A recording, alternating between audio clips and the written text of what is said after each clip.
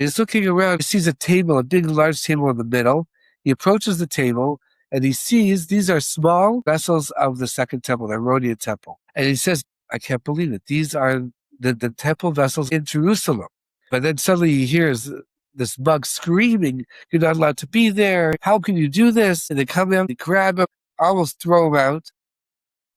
And that's it. Anyway, about a year and a half later, as fate would have it. My guest today is Rabbi Harry Moscow, investigative archaeologist and author who has spent more than 20 years investigating some of the greatest mysteries in biblical history. Harry has gone deep inside the Vatican searching for the lost Jewish treasures and believes sacred artifacts from the ancient temple may still exist today, hidden in Rome and beneath Jerusalem. He has also spent years investigating the location of the Ark of the Covenant and what all of this could mean for the future of Jerusalem. Harry, thank you for joining me. Absolutely. Thank you. I appreciate it, Daniel. Sure. Harry, before we get into the Vatican and the Ark, give me the short version. How did you end up spending more than 20 years searching for lost biblical artifacts? Well, there's a big story there for sure. It really started off as a hobby when I was in Toronto about 20 years ago. And, I was always, I was working in different areas doing research and also in law, in patents and trademarks. I was very much into researching different items, but my love was really in biblical archaeology. And once we moved to Israel, here to Beit Shemesh, it started becoming more. I was working in the legal world, but this started growing on me, and I started looking into it more, and just the whole. I'm a Cohen, and a priest, right, a Jewish priest. My wife is a Bat Cohen. My mother's also a Bat Cohen, and going all the way back to the times of the Hashmonaim, the Maccabees. So maybe it's because of that. It's in the DNA. It's one of those things that has really gripped me. And I always wanted to get closer to God. And my way of doing that, I'm a Baal Tshuva, I came back to Judaism. And my way of doing that was trying to build a Beis Hamikdash, a temple for Hashem. It's my way of saying, listen, sorry, I did a couple bad things in my teenage years and I want to make amends. And I wasn't really religious even. And I didn't even know there was a third temple. There was an ark. There were things like that existed. I didn't have, Yechezkel or anything like that. Ezekiel, the prophet, where it talks about the third temple. So while I was in school in New York, in university, I started, looking more into it. I started getting inspired about my Jewish tradition, the backgrounds. I started, going to, like, a lot of real big miracles happened on Rosh Hashanah, and sort of led me one thing after the other to finding out, spending the Sabbath and going to Orthodox Judaism and what's that all about. And then the fact that there's a third temple already, and Ezekiel. And I started really getting into it and doing tshuva, and then coming back to God slowly but surely, miraculously. And then I brought my family with me, and we saw the Lubavitcher Rebbe. We saw a lot of great sages. And when I moved here to Israel, it just sort of snowballed. And I came across a book called "The Shadow of the Temple" by an archaeologist, Meir Ben-Dov. It's right there in my bookshelf. And that really inspired me. It talked about the tunnels under the Temple Mount and the placing. I figured out the Makom HaMikdash, the place of the temple, couldn't have been the Dome of the Rock. And I started to seriously get into where the Ark would have been underneath the Dome of the Rock and the places where the temple could be. And I still, till today, I work with different think tanks, and maybe we'll get to that later. What's happening on the Temple Mount politically is incredible behind the scenes with President Trump and his plans.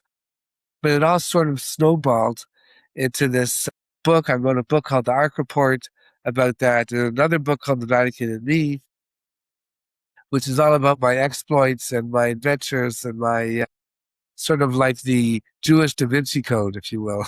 I guess people have called it that. And all of that information started building up, inspired me, and I just went more and more and more. It became like a quote unquote the international recognized expert about the location of these kelim, these temple vessels and the ark, and that's just the way it worked. It doesn't pay as much as law, but it took over my life pretty much, and I have to do it.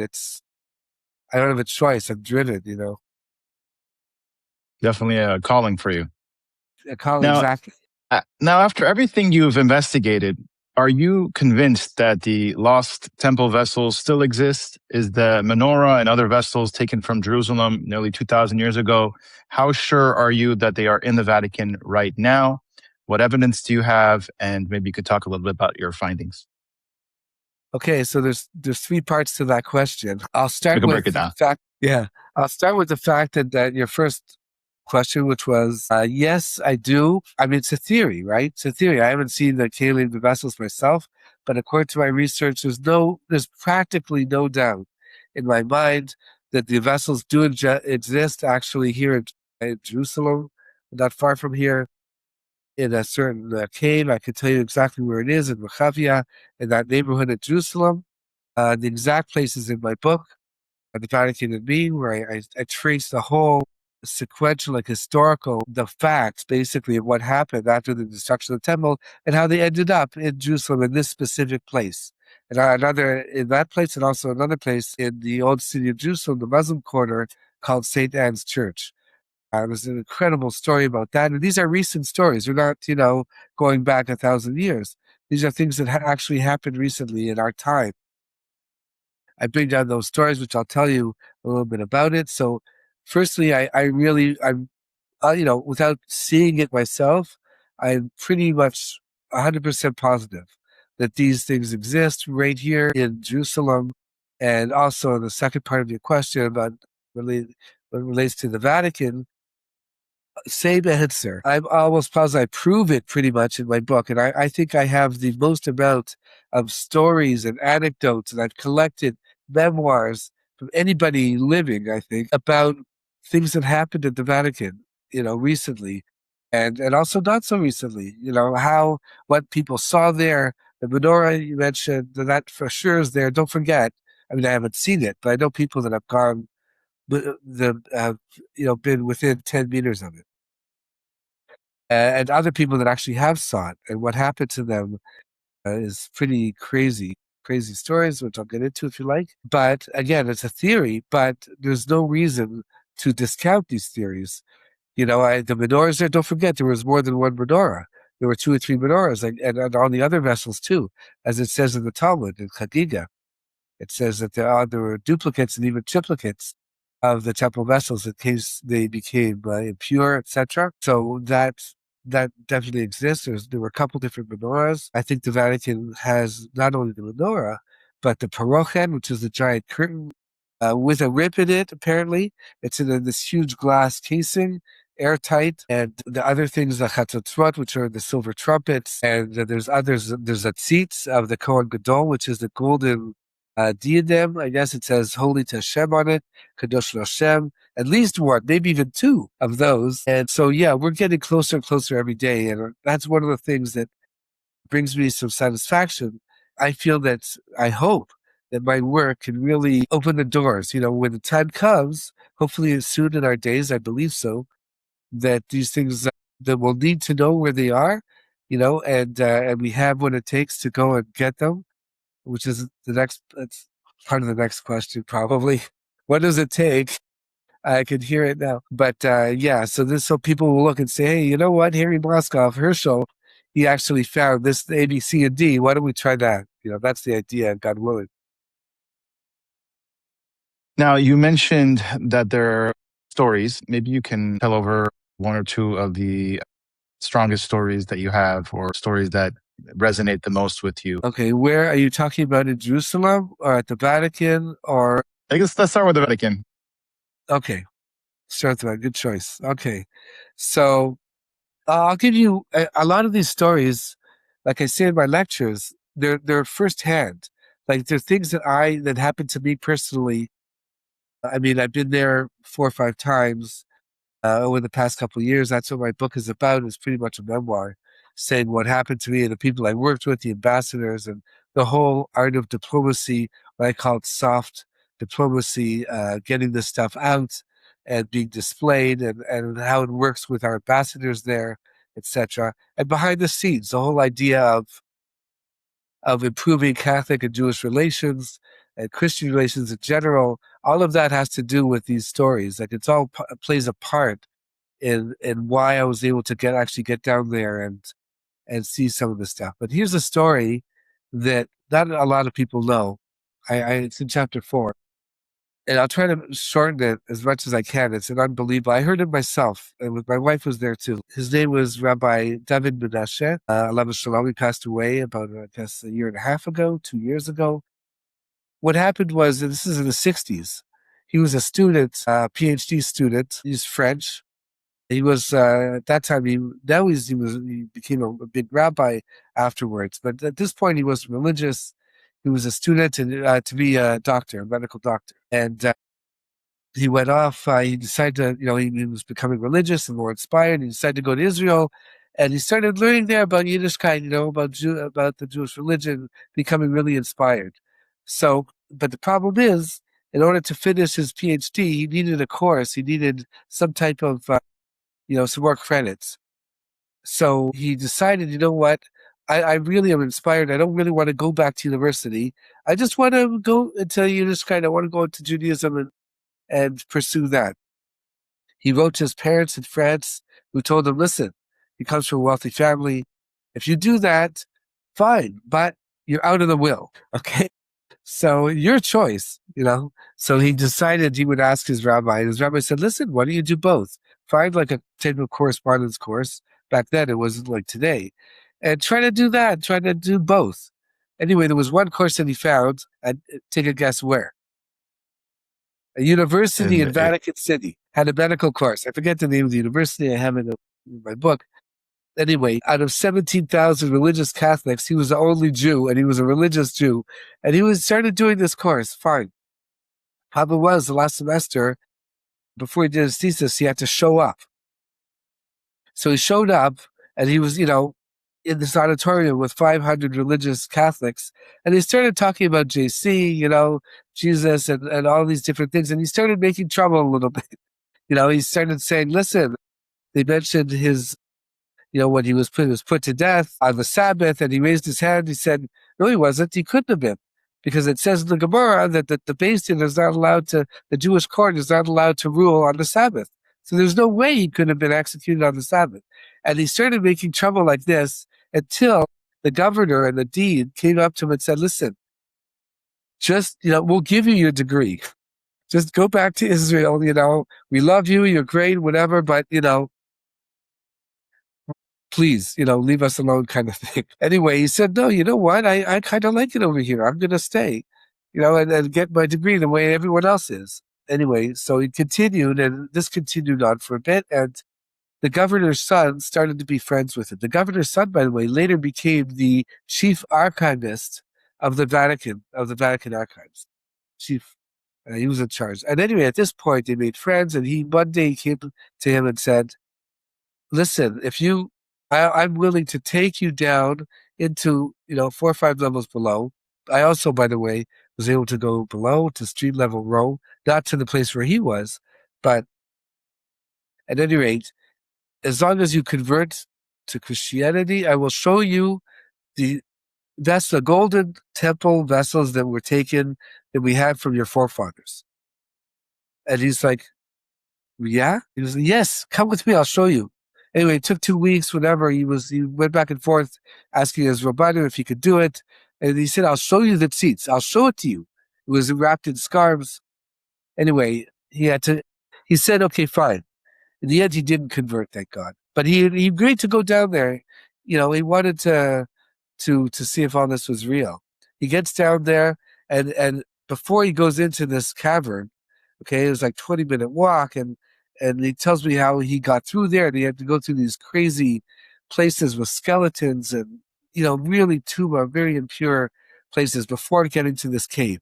And then, in order to get to this cave, which was sandy on the bottom, by the way, just like it says in Benjamin Tudela, Rabbi Benjamin Tudela, who was a big traveler, as you know, in the mid-12th century, and he writes there in his itinerary, which is in the Oxford Library, that yes, he saw the cave there when he went to Rome of Titus and Vespasian, where they kept the vessels of the Jewish temple. Anyway, this is this room underneath the Vatican, and or very, on the grounds, put it that way. So he goes down there and he sees this, and in order to get into this room, you have to bend down into this, like, underneath this arch, and on the other side is this big cross. So it's like they make you bow. You have to bow and submit to this cross, and then you get into this curtain, and then he said you could see images back in this curtain. Anyway, he said to him, "Listen, here, take this. This is your seats, and come in and convert." And we didn't take it. He said, "Give me some time. Let me think about it." But he said everything, quote unquote, everything is there. He said there's, and he was very practical. He's not like in the clouds. He later became a big rabbi in the old city. Anyway, so he goes back and he asks the Rabbanim, and he doesn't know what to do. He says, "You know what? Maybe what I'll do is I'll go down there. I'll give him something, like I'll make a switch. I'll give him a license plate or something like that. Something that feels the same way to whatever, like Indiana Jones there in the movie when he swaps the thing, the golden skull or whatever." But he, the Havdil, but he actually, he thought of doing that. But the rabbi said, no, not to do it, because if they find out, then they'll have this, he'll be wanted and it'll be a criminal. And his rabbi said, listen, you may not even be able to look at this golden thing, because the Shekhinah, the divine presence, was on it in the second temple. And we're not on that spiritual level where we can handle it. Like, it may be actually dangerous spiritually for you to even look at this thing. It says that in the times of the first temple, a person wasn't even able to look at the face of a prophet like Ezekiel or Jeremiah, because he would go, it's like too much Kedusha, too much holiness. So he worried about that in the end, and he didn't want Unifil to come after him, who knows. So in the end, he didn't do it, but he did end up telling the whole story in the year 2002 to the Mossad and to the chief of police, and they questioned him, and Shimon Peres was the president at that time. And he told them the whole story. So the Israeli government knows this stuff. Like, they have it on file, okay? His testimony. That's one incredible story. I left out a ton of details. Okay, he told them that there's no future. You should convert because there's no future. It's your people. We have your future. We have your holy vessels. We're not giving them away. And so the future lies with the Vatican Church, and there's the future of the Jewish people. There's no future. So if I was there, I would have told him, listen, Tony, his name was Anthony, listen, we've survived. The Jewish people have survived 2,000 years without these items. It's really the Torah and God himself that keeps the Jewish people together. And now we have Israel. We have the land of Israel. We have that, the Jewish people are returning miraculously. And we have our language that we resurrected, and miraculous things. And that's without the temple vessels. So, we'll get them back. And I personally believe, Daniel, that we will, when the time comes. Like, I'm not pressuring them anymore. I wrote my proposal. They asked me for a proposal on audiovisual. Well, they're going to display some of these items, the Byzantine items, antiquities that we have there in what's called the Papal Heritage Collection. I traced these items, and they can't deny having them. And incidentally, I don't know, I could go on and on, sorry. But incidentally, when you ask anybody, if you ask the Pope, you ask the Cardinal, Archbishop, the Papal Nuncio to Jerusalem, who I know, do you have the vessels of the temple? They won't deny it anymore. For centuries and centuries, they denied it. Now they neither confirm nor deny it, which I think was a great milestone since I've been there anyway.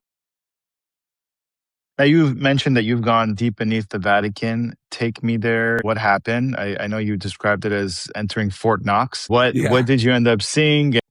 Maybe you can describe what it's like.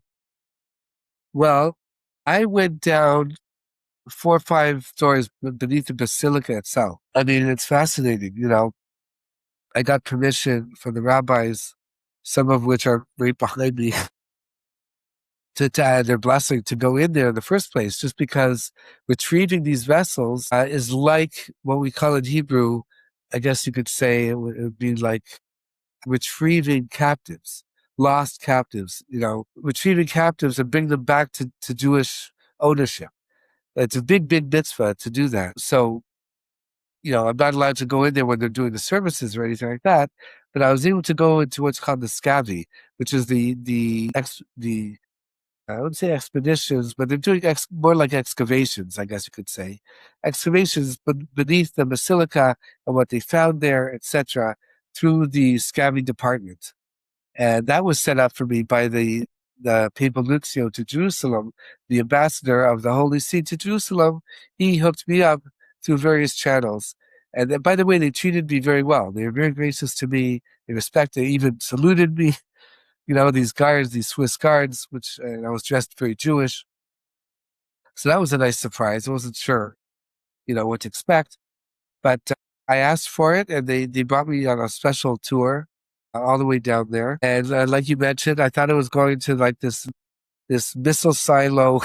It was completely, it's like James Bond. You go down there, and every 3 or 4 meters, there's like a glass door. And then the tour guide, like one of like 2 or 3 people, has this card, and then he puts it on the glass, the specific spot that you can't see. And then it goes boom, and then it opens magically until the next thing. And then, just to get down there, it's a passport and it's clearance and it's another passport. And then it's everything you've done since you were a fetus, luckily I had a Canadian passport also.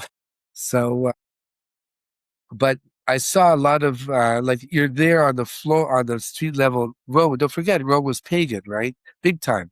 So you're seeing all kinds of pagan statues and things that were a lot of mosaics, a lot of, cremation items, mausoleum, that type of thing. Nothing from the temple, nothing Jewish that I saw. That stuff was about a half a kilometer away. Also, same level, but a half a kilometer away, closer to the Vatican Museum, underneath there, probably underneath the West Wing. We do have some entrances of how actually to get down there, but I saw items that were definitely 2,000 years old, but they weren't in charge of the museum stuff, like the stuff on the other side. So that's a much more complicated scenario to get down there. There, besides Protexia, besides like you need to, grease the arm, the powers that be over there, but it also takes, like usually in order to actually get down there and find out more information, what I found out is I'll try to say this in a sensitive way, but I know of high-ranking clergy in the Vatican that are retired or semi-retired, and they weren't paid recently, and their nose is on a joint a little bit. They've got an axe to grind, and they're willing to talk. A lot of these guys are not in Rome anymore. They're in Paris and they're at other places. I know this firsthand. It actually happens to somebody I know, and they they were able to. The guy said, "Listen, I'm going to talk. I've seen some of your Jewish items. I know where to find them, ancient items of yours, and I'm willing to tell you about them, that they're there, and talk." It's money, for the right amount, you get people will talk, and some of them it's not that much money. It's because they really want to. They want to. I don't know. I want to say lash out, but they want to get it off their chest, I guess you could say. So there are people willing to talk. Besides the other stories, I had another dozen stories of people that I know of, that I have manuscripts of, that I've seen Swiss guards, for instance, that found out they were Jewish in recent history. Like this is going back like 3 years, and they made a pact with a nun who wanted to sell some of these statues. Anyway, they went down there, and he actually ended up seeing the menorah. And his whole testimony, by the way, was told to the previous chief rabbi of Rome, Rabbi Elia Topf, and he testified before him exactly what he saw. And I'll just end with this fascinating anecdote. It really happened. As he approached this cave, his eyelids got heavier and heavier and heavier. You could hardly open his eyes. Anyway, he says this. He forced his eyes open. He actually saw the menorah. I don't know if it was lit, but it was bright. And immediately afterwards, he started losing his vision. He went out. By the time he actually came out, he could hardly see out of the Vatican. And since then, he just sees big items he can hardly see. And he writes it all down. And something similar happened to the chief rabbi of Libya. I have his picture right there in my office.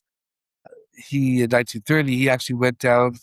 That's another story. I don't know if you want me to tell that one also, but he ended up, he did Yeah, see sure. everything. And he writes in his book that, Ra'iti Dai, or Yateri Dai, I saw enough. And I'll tell you a bit about that story, if you like, just very briefly. But 40 days later, he actually passed away back in Libya in Tripoli. As soon as he saw these items in the Vatican, he took upon himself a tinus dibur, not to speak for 40 days. And in other words, not to say that, not to tell anybody what happened. And then he passed away, unfortunately, 40 days later. He was a big tzaddik. But that's a fact. He writes in this book. Just very briefly, what happened in that story is that in the 1930s, at that time, Libya was part of the Italian government. It was owned, it was one of the, I guess, Commonwealth of Italy, one of the Italian states. So the king, Vittorio Emanuele III, if I remember correctly, had a big wedding. His son was getting married, the prince. And he already knew when he went to Tripoli, he met the chief rabbi there, and he was very, very impressed. And he invited him to go. And he said, I'll get kosher food, but, brought him by ship. At first, he refused, but then he was convinced, no, the king wants you, the king. So he went and had a great time, and he was very impressed by him. He gave a bracha, a blessing to the new couple. And the king said at the end, what do you want? Anything you want. Chetzi al-malchut. Until half of my kingdom, so to speak. And he said, listen, if you don't mind, I'd like to see the holy temple, Jewish temple vessels from Jerusalem, if that's okay. Anyway, he said, no problem. I'll talk to the Pope. At that time, he didn't have good relations with the Pope. There was definitely a church and state were not together. So, but he convinced him. I think he gave him an offer that he couldn't refuse, probably. And he convinced him to come in. The only thing was that he should come in alone. That his students shouldn't go in with him. In the end, he went in alone at 11 p.m. They all go in at night, by the way, for some reason. And someone takes him all the way down. I know exactly where that entrance is, to be honest. And he goes all the way down and in, and he saw what he saw, he says. And 40 days later, in Tripoli, he passed away. Amazing. There's other stories Wow. too. So there is, look, it's a theory, but it's more than a theory. It's this, I think that when the time is right, Daniel, they'll call Harry Moscow up, or maybe not me, maybe the chief rabbi, and they'll say, listen, and I have lawyers, by the way, that would love to sink their teeth into this. Restitution, repatriation, but I can't even mention that. I don't mention it. I know they would just, that's it for me if I say that. So right now it's still going. My project's still going. The Gaza war set it back a little bit with the Pope Francis, but now, I didn't want to burn the bridge, so we'll see what happens. Kind of like Did you ever hear on the past few decades that the Vatican was prepared to sell the menorah? fake news. My Fake good news. friends. Yeah. Okay. I got seriously, I got a lot after that rumor came out. I got like emails every day, like at least I don't know. Like, I was just sitting by emails telling people, and I looked into it, and there was another rumor that this Italian Parliament member spoke with us and saying that they want to give it the menorah back. I wrote a whole article about that in the Jerusalem Post, and I wrote an article about it also, I think, at JNS as well, a bunch of other places saying, no, it's fake news, unfortunately. And there was something to it, but not at all when it came out as, that's for sure. Did the Pope know what you were looking for? And I guess you had an opportunity to meet him and you didn't? Or... Right. Did he know? I don't think so. because my whole project with the Jewish, it's called the Jewish Heritage Project. It's about reclaiming, or at least bringing out into the open, ancient sacred Jewish antiquities, artifacts, etc. So the main bulk of that has actually been Byzantinian. So the way I presented it to the Vatican was very scientific, very academic. This is what you have. This is how I know you have it. And it was imperial gifts given by Baldwin I in the year 1204 to Pope Innocent III in Rome, and how it got there. And I have the letters and everything, and then how it got to the St. John's Lateran Church, Basilica, and then from there over to the Vatican in the 50s, 60s, and 70s. Anyway, and now where it is. So all of that is Byzantinian, and they're all. By the way, these Jewish items, which are in the back of my book, are with Christian items also. So a lot of my supporters are evangelical Christians that say, "Listen, I'm praying for my success," because they want to see their own stuff.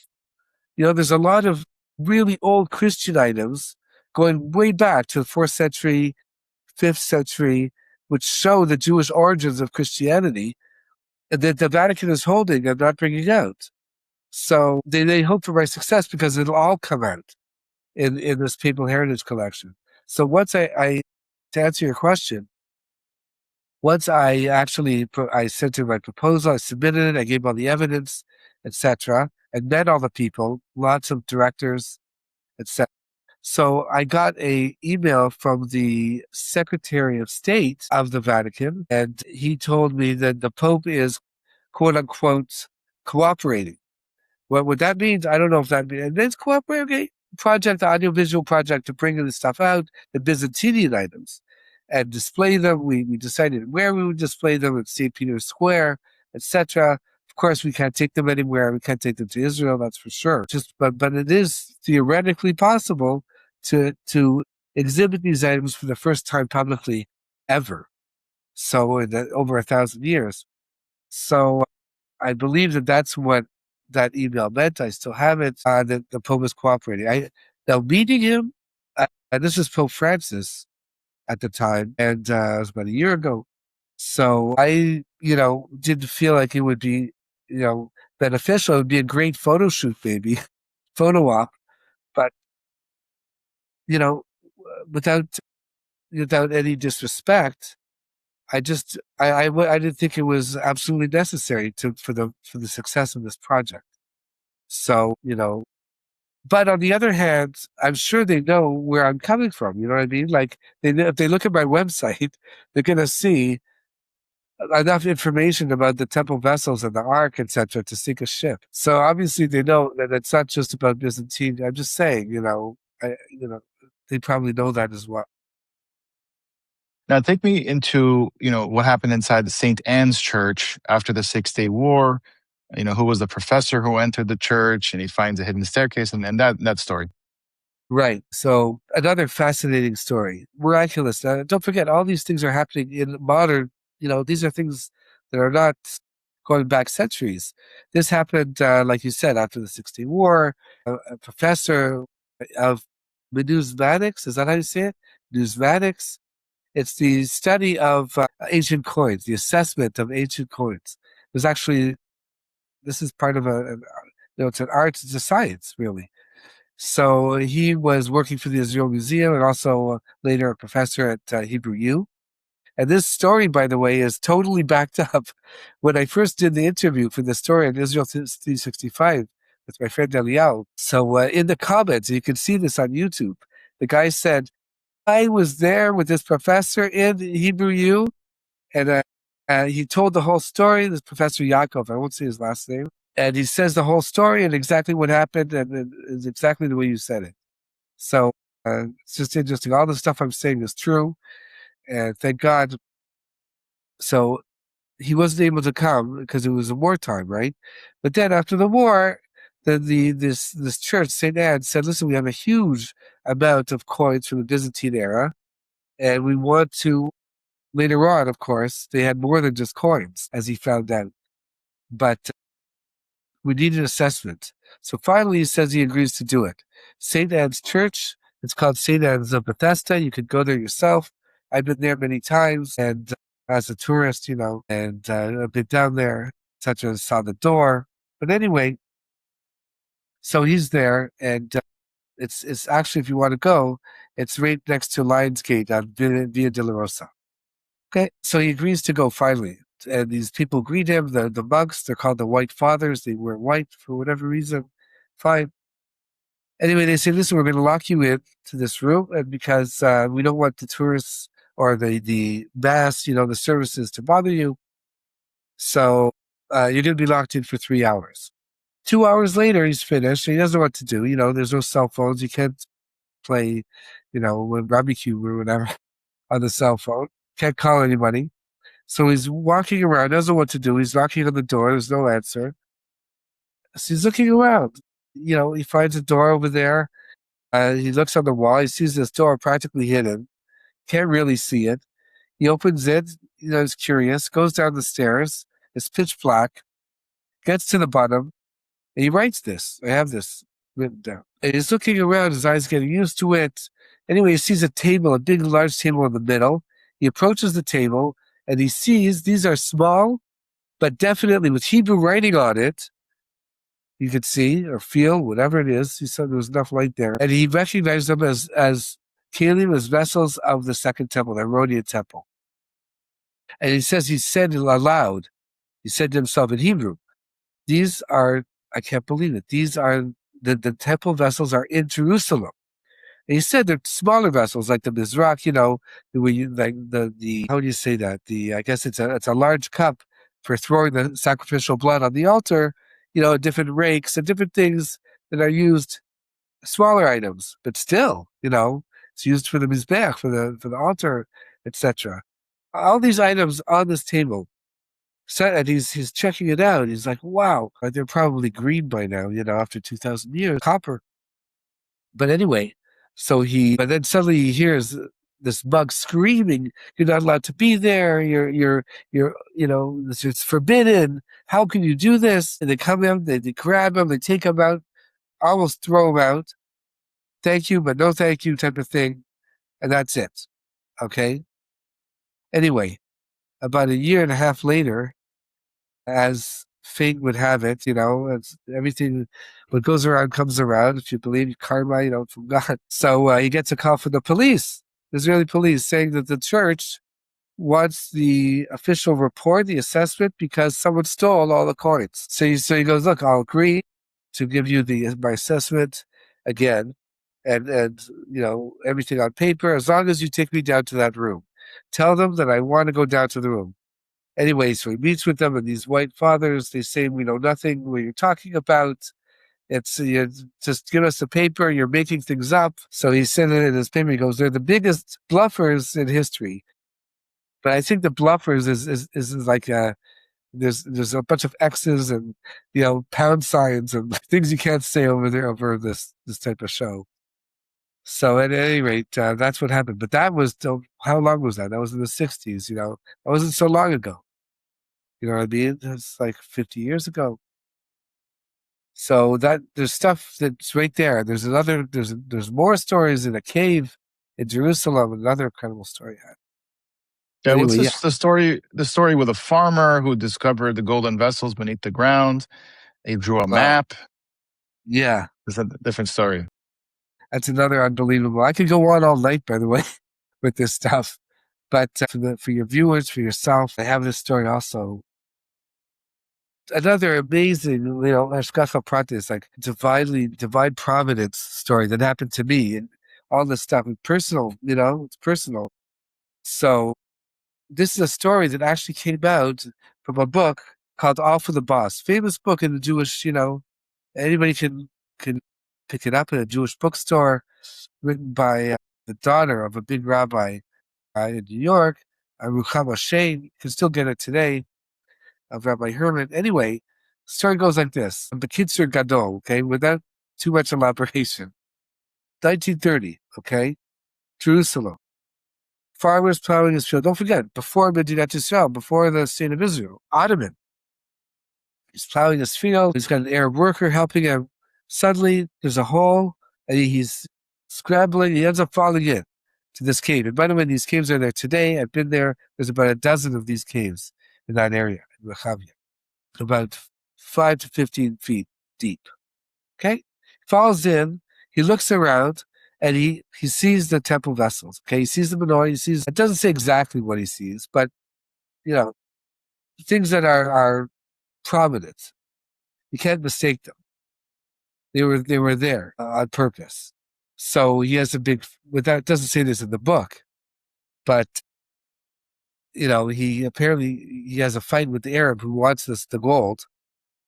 And he comes out of the cave, covers up the cave. And I know these details because I have to say this, that when I was first writing my first book, the Ark Report, the guy, and I got a guy from Kola, you know, a religious guy who's willing to typeset it, you know, copy, what's it called? Copy, you know, like proofread it. So he's reading the story and he says, "You won't believe this. This is the story in All for the Boss, right?" I said, "Yeah." He goes, "My wife is best friends with Ruchama Shane's daughter, where the story really happened, you know, and she was there when they were talking about it in the family, and she remembers the landmarks that were there, Ottoman landmarks, and he told it over to me in the email. These are the landmarks. This is where the cave is." Okay? It took me about 2 years to find that, by the way, searching everywhere, you know, Indiana Jones style. And but I finally, thank God, I was able to get it. And also Rabbi Idmir Eliyahu said that he, on his own, came to this place as well. It's in a midrash as well, an obscure midrash. At any rate, so they fall into this cave. He comes out, and he writes a map. This is where it is. This is the cave. This is where it is. And he doesn't tell the chief rabbi of Jerusalem because he's afraid that it'll be leaked out and someone else will take it. So fine, he lives with this information, and he decides that he can't hold the burden. You know, it's too much of a burden on him. He has to know what to do. So he flies all the way to New York. He gets there. Back then it wasn't easy, to his daughter. His daughter says, "Let's go to the big rabbi at the Lower East Side, Rabbi Yaakov Herman, and he'll tell us what to do." So Yaakov Herman goes to go there, and he vets about this Jewish farmer. I'm not sure if he was religious, but it was true. He says, "Okay, what you're telling me is true, but this is way above me, above my pay grade, you know. Let's go to the famous Chaim, the real tzaddik, who lives in Poland, and we'll see what he has to say." He has like Ruach HaKodesh, divine inspiration, and that's like a type of prophecy almost, and he'll tell us what to do. After all, he was able to prophet, like he was able to he determined when World War I would start, World War II would start. He did a lot, and he was right. He also talked about World War III, by the way. Anyway, so his son was going to a big yeshiva in the area. He sends him a telegram and a copy of the map, takes the train and goes to Radin, to Poland, and sees the Chavetz Chaim. He says there that he enters his chambers, he talk about it, etc. He shows him the map. The Chavetz Chaim goes into his room for, some say half hour, some say 3 hours, comes out and says, "You know what? This farmer is right. He actually did. This is the place. That's the cave. He actually did find it. But it's not time yet." This is 100 years ago. Okay. It's not time yet to reveal these items. As to why he said that, I don't know. You know, again, now it's much more the time. You have all these, you can see the signs of the redemption everywhere of, you know, with the coming back of the Jews, like I said before, and all the other things. But in the meantime, he said it's not time yet. He burned the map. And not only that, he said that you yourself are going to forget about this whole thing. And the farmer is also going to forget this even happened. And he was powerful, this study, until the day that he dies. And then you're going to remember it. Because obviously the Chavetz Chaim was worried that this secret would get out if someone did remember it. At any rate, he's learning in Lakewood, in New Jersey, in his yeshiva, Talmudic Academy, years later, and sure enough, one day, boom, he remembers. Oh my gosh, there's a cave. These items exist. I know where it is, you know, and this must be that this Jewish farmer passed away. And sure enough, he really did pass away. that day. Anyway, so that was, that was a while ago. Now I believe personally that the time really is coming. We know where this cave is.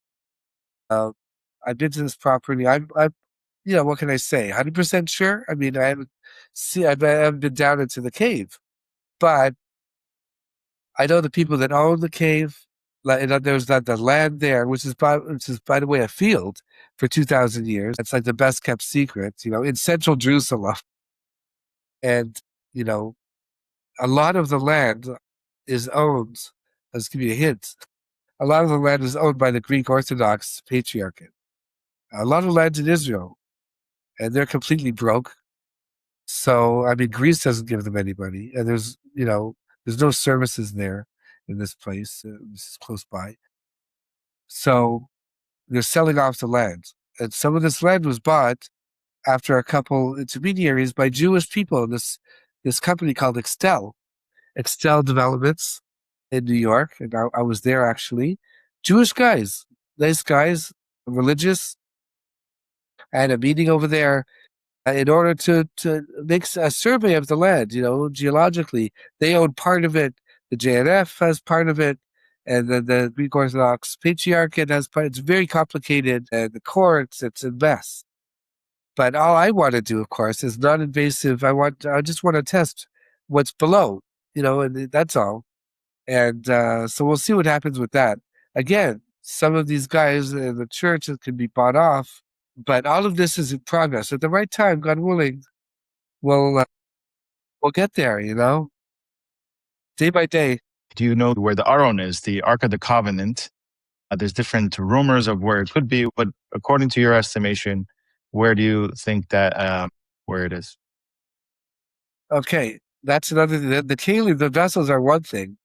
The ark is something completely. We're on a different level completely. Don't try this at home. Kids, whatever. I always say, like, even if I do, first of all, for the record, only Eliyahu Navi, like Elijah the prophet, knows where it is for sure. Nobody, even with all my research and experience and all that, nobody knows for sure. There's a bunch of little locations I have it in my book, the Ark Report. But according to my estimation, again, it's a theory. I believe in it, obviously. And I have a lot of big rabbanim that also are on side with this. Of Sternbach, the head chief rabbi of the based in of Jerusalem, of the court of Jerusalem, and the chief rabbi of the old city of Jerusalem, and the chief rabbi of Yitzhak Yosef. A bunch of big rabbis are also on side with this, and they believe, as I do, as I prove, topographically and I would say archaeologically and biblically, and certainly according to Talmud, Midrash, all kinds of obscure sources that I was able to research and learn Hashem, where it has been for the past 2,700 years. It's underneath the Temple Mount. For judge the opinion of the Rambam also and on the Rosh. And not underneath, by the way, where the Dome of the Rock is. A lot of people think that the Makom HaMikdash, the temples were located, the Holy of Holies, that rock is the Eved Astiyah, which is the foundation stone. It's not, okay? According to this theory, it's not, and I prove it. And now there's empirical scientific evidence. Daniel just came out, okay, 2 weeks ago, this unbelievable book called Yosha Olam. He actually flew over, I don't know how he got permission, flew over the Temple Mount, and he was able to do this subsurface mapping technology and all kinds of other amazing technology. And he was able to thermal, I think, infrared technology, and he sees the outline of the walls of the temple, and it's not on the dome. It's further to the southwest, which is closer to the Kotel, which is closer to where I place the Makom HaMikdash. So the point I'm getting at is directly below that point of the Holy of Holies is where the Ark is, where the chamber was set up for the Ark. And still today, 2,700 years later, it has to be there, Daniel. It has to be there. Why? For many reasons. It's in the Gemara, all kinds of Gemara, but It has to be there because there's no way that the service, the avoda, that of the kohanim, of the priests in the second temple, or even at the end of the first temple, after it was hidden down there, as it says in Chronicles, Divrei Yamim, it couldn't have been, it couldn't have not have been there because you need it there in order for the priestly service, the avoda, to continue. You need the ark there, and you need the mizbeach, the altar there together, in order for the service. In order to thinking in Hebrew, in order to bring the sacrifices as a public, in order to not to have bamot. How do you explain bamot? Individual altars, Yeah. in order to have a public place for Jews to bring their korbanot, their sacrifices, you need the altar, you need the aron, you need the Ark of the Covenant. So it has to be directly straight down. According to the Malbim, also, it was descended. It was like a pulley, I guess, or something, straight down into the chamber, directly below, not the Dome of the Rock, but over to the southwest. And I have a map of that if you want to see it. I can show it to you over here. Well, you can see that from there. But yeah, I see. Okay, so I can show you. So that is the Dome of the Rock, right? Uh-huh. Uh-huh. And this is the Beis Hamikdash, the temple, right? Yeah. So this over here, in this area, would be the Kodesh Kodashim, right? And the Mizbeach over here, the altar, etc. Okay, and I could tell you a little bit more about it. Okay, so that here, I believe it would be this area. Or I kind of read it over So here. the western wall is on So that the western side wall right is here. This is where the western wall is. Over Okay. here. Okay. But yeah, so it's further to the southwest. Okay, so south is this way, right, and west is that way. So that would be it. Yeah. And this yellow part is where you're not allowed to go in. The area where a Jew is not allowed. It's the according to the Rosh and others, the Soreg. It's the area where we can't go in. Where we can, if you're going up to Har Bayit to the Temple Mount, you have to go all the way around, right? You have to be careful to stay more to the south.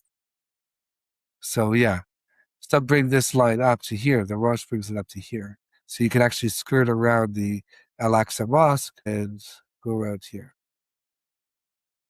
But it's closer to.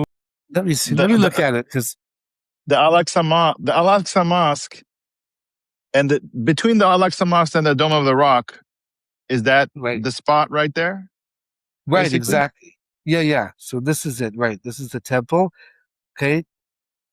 I'm looking at it the proper way. So if I may have made a mistake before, so forgive me. Sure. But Sure. now that I'm looking at it properly, I can tell you, right? North, south, right? East, west. So the Kotel, the western wall is here, right? The Dome of the Rock is there. So the whole thing is a little more to the south. Some people put it a little further to the south, right? So the ark would be more like on this part where there's nothing here. There's nothing there. The Arizal and the Morashah and others say that there's no way. They bring a pasuk, a verse in Yirmiyahu and also in Micha, Jeremiah, saying that there's no way that the Goyim, that the other nations would ever build anything over the place of the Holy of Holies. And they bring a pasuk, a verse saying that. Sion Kasadeh Techaresh, which means the place of Sion, of Zion, which is actually Zion back in those days, in the times of the Tanakh, that was referring to the place of the Holy of Holies. Kibit Sion Titi Torah, right, where the Ark was, where the Sanhedrin was. That's this place. That's the real Sion, the real Har Sion, the original Har Sion, Mount Zion, is the Temple Mount. So this the pasuk says that this is, the place where Zion is will never have any edifice on it. So it conforms great to this theory. Yeah. So I'm going to ask you, just to sum it up, after spending decades studying Jerusalem and the archaeology, how strong is the archaeological evidence connecting, obviously, the Jewish people to the city? When someone says Jews are foreign colonizers with no ancient connection to Jerusalem, how ridiculous does that sound? Well, just like you said, Daniel, and the more every day, it's more and more ridiculous. There's a great website a friend of mine is doing, a great website. I'll just put in a plug. I think it's called israelintheirland.com. And it has all of the different, every single find, everything that's been found that connects even more than I do at my own website that connects Israel to the archaeological past, that it's ours, that it's our heritage. Israel and their land, and Arena, she's the one that runs it. And from there, you could get even better than me. You could get a real, how it's proven every step of the way. And you can't disprove it. It's clear. It's clear. And there's other websites too. And there's other people like me on the front lines, talking about this stuff. How this is what we need this is the real Israeli advocacy. This is what we need to counter all the propaganda, the fake news, and the Qatar, and all of the false narratives. So God willing, you're doing amazing work with your show. Thank you. Thank you. Hopefully we'll have really good news and see our redemption, Barachamim, in a merciful way very soon. Thank you. Thank you. I appreciate your time. And this has been a very eye-opening conversation. If people want to purchase your books, or anything else you want to let them know, sure. Feel free. Yeah. Okay. Yeah, please. Thank you. I have them on sale here in Israel. If you're in Israel, you can buy them from me personally, cheaper. And this is the Vatican and Me. This one you can get on Amazon or Barnes and Nobles, anything that's fine. And, or my website or here at the house. This one's the Ark Report. And this is also Amazon or Barnes and Nobles or here. My website is Harry H for Herschel, Harry H. Moskoff.net. And yeah, or my articles on JPost or JMS, whatever you like. But thank you, Daniel, for the opportunity. And thank you. Wait on. Thank you. Chicago. You're welcome.